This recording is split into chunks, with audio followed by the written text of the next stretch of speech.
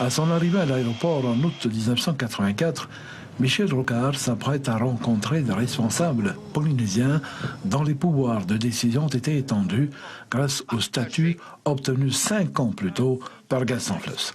Alexandre Leontiev est aux responsabilités. Le président du gouvernement s'inquiète de la situation économique du pays et réclame moins de contrôle. La réponse du Premier ministre est dans les mémoires. Et sans passions excessives, l'économie polynésienne dépend encore trop de l'argent. C'était à l'époque d'Alexandre Leontiev. Il dit « Vous m'avez demandé davantage d'argent et moins de contrôle ».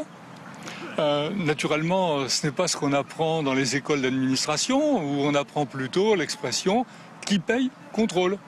Mais dit-il, puisque je suis celui qui a quand même beaucoup œuvré pour la décentralisation, eh bien, ma philosophie, c'est celle que vous avez énoncée, à savoir plus d'argent et moins de contrôle.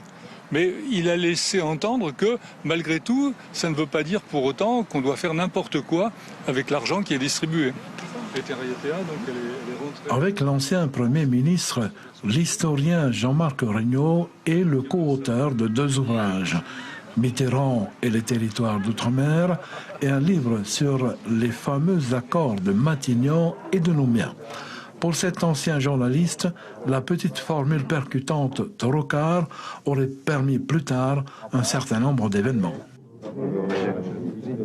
Donner mon accord à ce que les adaptations... Par la suite, eh bien, sa phrase a été retenue autrement parce qu'il y a eu ensuite la Chambre des comptes qui est venue quand même contrôler la gestion.